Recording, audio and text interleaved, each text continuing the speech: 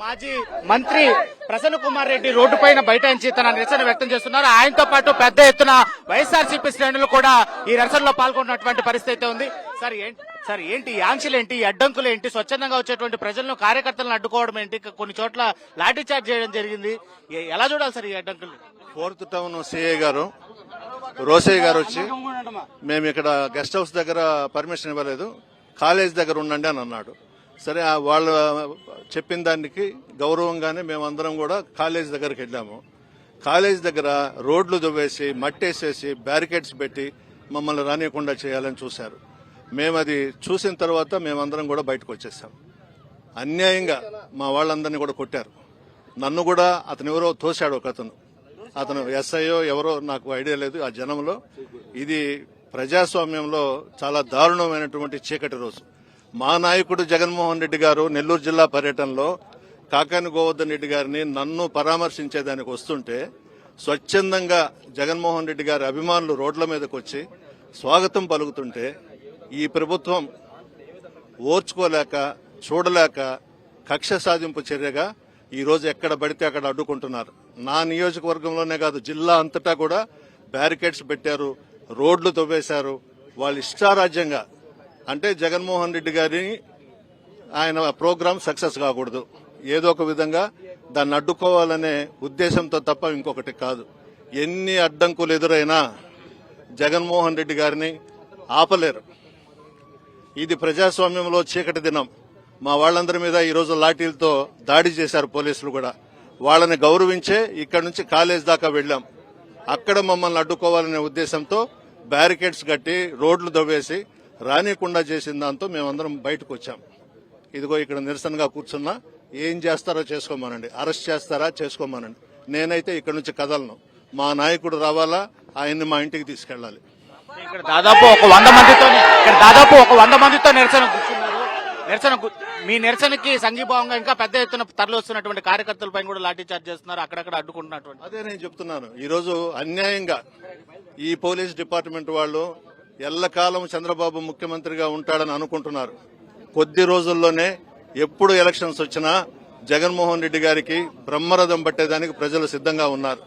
ఆ రోజు వీళ్ళందరి చరిత్ర కూడా తీస్తా బయటికి. నెల్లూరు జిల్లాలో ఎవ్వడిని వదిలిపెట్టను. ఈ జగన్మోహన్ రెడ్డి గారి ప్రజాభిమానాన్ని ఎంతమంది అడ్డుకున్నా ఆగరు. ప్రతి ఇంటి నుండి ఒక కార్యకర్త ఈ రోజు బయటకు వచ్చాడు. అది జగన్మోహన్ రెడ్డి గారి అభిమానం అంటే. సో అది మొత్తం మీద ఏదైతే ప్రజలకి అనుమతి కేటాయించినటువంటి ప్రాంతంలోనే ఇప్పటికే కూడా తమ మందితో తమ కార్యకర్తలతో వేచి ఉన్నటువంటి ప్రసన్న కుమార్ రెడ్డి పైన పోలీసులు దాడిని సృష్టించారు. అయితే ఈ దాడిని వ్యతిరేకిస్తూ కూడా తాను ఇక్కడ నిరసన చేపట్టాను. అదేవిధంగా నిరసనకి వస్తున్నటువంటి వైసీపీ కార్యకర్తలను కూడా ఇక్కడ పోలీసులు లాఠీ చార్జ్ చేసేటువంటి పరిస్థితి ఉందని చెప్పి కూడా చెప్తున్నారు. మేడం చెప్పండి, మీ పైన కూడా దాడి చేశారు పోలీసులు? అన్నా ఆపితే ఆగేదానికి జనాలు కాదన్న, ఇది జగన్ అన్న జలప్రలయం. ఎవరు ఆపలేరు. మీరు ఎన్ని బాయ్కట్లు పెట్టినా, ఎన్ని తాళ్లు పెట్టినా, కాళ్ళుంటాయి మాకు, పరిగిస్తాం, ఎక్కడో దూచుకొనేస్తాం. మా అభిమానం మా గుండెల్లో ఉన్నాడు అన్న జగన్ అన్న. ఇదిగా మా అభిమానం, ఇదిగా మా నాయకుడు, ఇదిగా మా నాయకుడు జగన్. ఆపలేరు. ఆగితే ఆగే జనం కాదు. ప్రతి ఒక్కరిని అడగండి, ఇక్కడ ప్రతి ఒక్కరిని అడగండి. దేనికోసం వచ్చారు? జగన్ అంటే జనం, జనం అంటే జగన్. ఇంకా ఆపేదే లేదు. నీ ఎవరు తగ్గేదే లేదు. అట్లా ఆపేదే లేదు. ఇంకా చాలా మంది అంటే మాజీ మంత్రి ప్రసన్న కుమార్ రెడ్డి చేస్తున్నటువంటి నిరసనకు పెద్ద ఎత్తున ఇక్కడ కార్యకర్తలు కూడా సంఘీభావం చెప్తున్నటువంటి పరిస్థితి ఉంది. తమ నాయకుడు వచ్చేంత వరకు ఇక్కడి నుంచి కదిలేటువంటి ప్రసక్తి లేదు. పోలీసుల దౌర్జన్యాలను వ్యతిరేకిస్తూ కూడా తమ నాయకుడికి పోలీసుల ఆంక్షలపైన కంప్లైంట్ చేస్తామని చెప్పి కూడా ప్రసన్న కుమార్ రెడ్డి ఇక్కడ ధర్నా కూర్చున్నటువంటి పరిస్థితి. అన్న ఎలా ఉంది అంటే ఒక మాజీ మంత్రి అని కూడా చూడకుండా ఆయన పైన దాడి చేసినటువంటి ఘటనలు కావచ్చు, ఏ విధంగా చూడాలి అన్న? ఇది చాలా దుర్మార్గమైన చర్య అనేది. మా మాజీ మంత్రి వర్గాన్ని చూడకుండా ఇష్ట ప్రకారం పోలీసులు ఈ విధంగా చేయడం కరెక్ట్ కాదు. ఈ జనాదరణ చూసి ఇదేమన్నా చంద్రబాబు నాయుడు లోకేష్ రాజకీయం అనుకున్నారా? వస్తే ఎవరు రావడానికి? ఇది జగన్మోహన్ రెడ్డి రూల్. ఇది సో చూస్తున్నాం పెద్ద ఎత్తున వైఎస్ఆర్సీపీ శ్రేణులు అయితే మాత్రం ఇక్కడికి చేరుకుంటున్నటువంటి పరిస్థితి అయితే ఉంది. నిరసనకి సంఘీభావంగా కూడా వస్తున్నటువంటి కార్యకర్తలను కూడా రోడ్డు పొడవునా పోలీసులు ఆంక్షల పేరుతో అడ్డుకుంటున్నటువంటి పరిస్థితి. కొన్ని చోట్ల తమను కొట్టాము, లాఠీ చార్జ్ నిర్వహించామని కూడా చెప్తున్నటువంటి పరిస్థితి.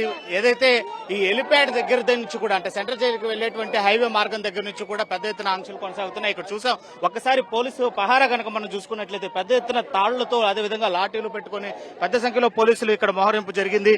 ప్రధాన మెయిన్ రోడ్ అయినటువంటి నెల్లూరులో ఉండేటువంటి మెయిన్ రోడ్ లోనే అంటే ప్రసన్న కుమార్ రెడ్డి ఇంటికి వెళ్లేటువంటి మార్గంలోనే ఆయన ఇంటి నుంచి కూడా స్ట్రీట్ నుంచి బయటకు వచ్చి ప్రధాన మార్గంలో ఈ పోలీసు ఆంక్షలపైన నిరసన చేస్తున్నటువంటి పరిస్థితి. తనపైన కూడా మాజీ మంత్రి అని కూడా చూడకుండా అదేవిధంగా తనపైన కూడా దాడి చేయడాన్ని తీవ్రంగా ఆయన నిరసిస్తున్నటువంటి పరిస్థితి అయితే మాత్రం చూస్తున్నాం. అయితే మరికొద్దిసేపట్లోనే జగన్మోహన్ రెడ్డి ప్రసన్న ఇంటికి చేరుకున్నటువంటి పరిస్థితుల్లో ఇప్పటికే తనపైన జరిగినటువంటి దాడికి నిరసనగా ఉన్నటువంటి ప్రసన్న కుమార్ రెడ్డి వద్దకు చేరుకున్న తర్వాతే తమ నాయకుడికి ఇక్కడ జరుగుతున్నటువంటి దౌర్జన్యాలు ఆంక్షలపైన ఫిర్యాదు చేసేందుకు తాను ఇక్కడి నుంచి కూడా కదలనని చెప్పి కూడా ప్రసన్న కుమార్ రెడ్డి భీష్మికి కూర్చున్నటువంటి పరిస్థితులు ఇక్కడ చాలా స్పష్టంగా కనిపిస్తుంది.